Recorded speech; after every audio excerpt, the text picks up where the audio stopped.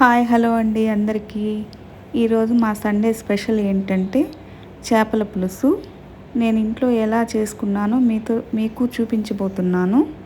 Super టేస్టీగా ఉంటుంది. నేను చెప్పిన ప్రాసెస్లో చేసుకోండి. ఇంకా ఇదేంటంటే మా ఊరి నదిలో పట్టిన చేప. అది 6 కిలోలు ఉందంట ఒకే చేప. మా వారు ఇంకా విలేజ్ నుంచి తీసుకొచ్చి బయటంతా క్లీన్ చేయించుకొని వచ్చారు. నేను కూడా ఇంటికి వచ్చాక కళ్ళుప్పు నిమ్మరసం వేసేసి 3 టైమ్స్ కడిగేసుకుంటున్నాను. ఇది ఫ్రెష్ చేప కదా, అందుకని అసలు ఏ స్మెల్ రావట్లేదు. నాకు చేపల వాసనే రాలేదు. ఆ చేప ఫ్రెష్గా నదిలో పట్టిన చేప కదా, అందుకేనేమో. చూడండి ముక్కలు ఎంత పెద్ద పెద్దగా ఉన్నాయో. నేను ఇప్పుడు చూపించాను కదా బ్లాక్గా, అది తల ముక్క. అది చాలా లావుగా ఉంది. ముక్కలన్నీ అలానే ఉన్నాయి పెద్ద పెద్దవిగా. ఒకే ముళ్ళు ఉంటుంది అని చెప్పారు మా వారు. ఇంక నేను అన్నీ కడిగేసుకొని పక్కన పెట్టేసి ఉప్పు కారం అన్నీ దానికి పట్టేటట్టుగా ముక్కలకి పట్టేటట్టుగా పూసేసుకొని ఒక అరగంట పక్కన ఉంచేసుకుంటాను. అవి 2 కిలోల ముక్కలు ఉన్నాయి మొత్తము. మీ టేస్ట్కి తగ్గట్టుగా కారం యాడ్ చేసుకోండి. మా ఇంట్లో కారం కొంచెం తక్కువే తింటాం కాబట్టి నేను తక్కువే వేసుకున్నాను. మళ్ళీ కర్రీలో కూడా వేసుకుంటాం కాబట్టి చూసి వేసుకోండి ఒకసారి. పక్కన పెట్టేసి వాటిని నెక్స్ట్ ప్రాసెస్ చూద్దాం. చింతపండు తీసుకొని బాగా కడిగేసుకొని ఒకసారి 2 సార్లు కడిగేసుకోండి. ఇసుకుంటుంది ఈ మధ్య చింతపండులో కూడా. నేను కడిగేసుకొని దాన్ని కూడా పక్కన పెట్టేసుకుంటున్నాను. ఈలోపు ఉప్పు కారం బాగా పడుతుంది కదా చేప ముక్కలకి. దీనికోసం నెక్స్ట్ మసాలా ప్రిపేర్ చేసుకోవాలి. దానికోసం ఒక చిన్న కడాయి పెట్టుకొని దానిలో ధనియాలు, జీలకర్ర, మెంతులు, గసగసాలు, ఆవాలు దోరగా ఫ్రై చేసుకోవాలి వాటిని. ఇది పొడి మసాలా ఈ కర్రీకి. ఈ పొడి వేయడం వల్ల కూర టేస్ట్ బాగుంటుంది.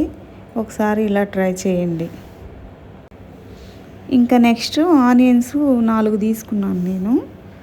తీసుకొని సన్నగా ఎంత వీలైతే అంత సన్నగా కట్ చేసుకోండి. ఇది గ్రేవీ బాగా వస్తుంది. ఆనియన్స్ సన్నగా కట్ చేసుకున్నామంటే కర్రీకి గ్రేవీ బాగా వస్తుంది చిక్కగా. తర్వాత 2 టమోటాలు కూడా తీసుకొని మీరు వీలైతే సన్నగా కట్ చేసుకోండి. లేదంటే ఒకసారి మిక్సీకి వేసుకున్నారంటే కొంచెము పల్స్ మోడ్లో ఇచ్చామంటే మరీ పేస్ట్ అవ్వకుండా బాగా వస్తుంది. నెక్స్ట్ ఇంకా కడాయి పెట్టుకొని కొంచెం ఆయిల్ ఎక్కువే పడుతుంది ఈ కర్రీకి. మీకు తగ్గట్టుగా ఆయిల్ వేసేసుకొని కొన్ని ఆవాలు చిట్టపట్లాడాక తర్వాత ఆనియన్స్ వేసుకోవాలి. ఆనియన్స్ తర్వాత పచ్చిమిర్చి వేసుకుంటున్నాను నేను. ఇవి బాగా దోరగా ఫ్రై అయ్యేలా చూసుకోవాలి. మంటను సిమ్లో ఉంచుకొని. చేపల పులుసుకి ఆయిల్ ఎక్కువే పట్టుద్ది, చూసి వేసుకోండి మీరు. కరివేపాకు కూడా యాడ్ చేసేసాను. ఆనియన్స్ కొంచెం త్వరగా ఫ్రై అవ్వాలంటే కొంచెం సాల్ట్ వేసుకోండి, తొందరగా ఫ్రై అయిపోతాయి. కొంచెం అవి కలర్ చేంజ్ అయ్యాక మనం ఇందాక టమోటా ప్యూరీ చేసి పెట్టాం కదా, దాన్ని కూడా వేసేసుకుంటున్నాను. అవి 2 బాగా మిక్స్ చేసుకొని అలా ఆయిల్ పైకి తేలే వరకు ఫ్రై చేసుకొని తర్వాత పసుపు కారం చూసి వేసుకోండి. ఇందాక ముక్కల్లో కూడా వేసాం కదా. తర్వాత చింతపండు రసం తీసి పక్కన ఉంచుకున్నాను. అది కూడా యాడ్ చేస్తున్నాను. అవి కొంచెము పలుచగా కావాలంటే మీరు ఇప్పుడు వాటర్ యాడ్ చేసుకోండి. వాటర్ యాడ్ చేసుకొని ఉప్పు కూడా వేసేసుకుంటున్నాను నేను. మీకు ఎంత పులుసు కావాలో ఇప్పుడే చూసుకోండి. పులుసు, ఉప్పు, కారం 3 కరెక్ట్గా ఉంటేనే చేపల పులుసు టేస్టీగా ఉంటుంది. ఇదే దీనికి సీక్రెట్. తర్వాత 10 నిమిషాలు బాగా తెరలనివ్వాలి పులుసుని. బాగా తెరిలిపోయింది. తర్వాత ఆ విధంగా నేను చూపించినట్టుగా పల్చగా పరుచుకున్నట్టుగా వేసుకోండి చేప ముక్కల్ని. పలుచగా సర్దుకున్నాక ఆ చేపల్లో ఉండే వాటర్ వల్ల పులుసు కొంచెం పెరుగుతుంది. ఇప్పుడు కొంచెం లానే ఉంది కదా, అది ఉడికిన తర్వాత పులుసు కొంచెం ఎక్కువగా కనిపిస్తుంది. చూసి వేసుకోండి, అందుకే పులుసు వేసుకునేటప్పుడు వాటరు. ఎక్కువ పులుసుగా ఉంటే కూడా అంతగా తినాలనిపించదు కదా. పులుసు చిక్కగా ఉంటేనే బాగుంటుంది. ముక్కలు వేసాక ఎక్కువ టైం ఏం పట్టదు ఉడకడానికి. పులుసు బాగా మరిగించాం కాబట్టి తొందరగానే ఉడికిపోతాయి చేపలు.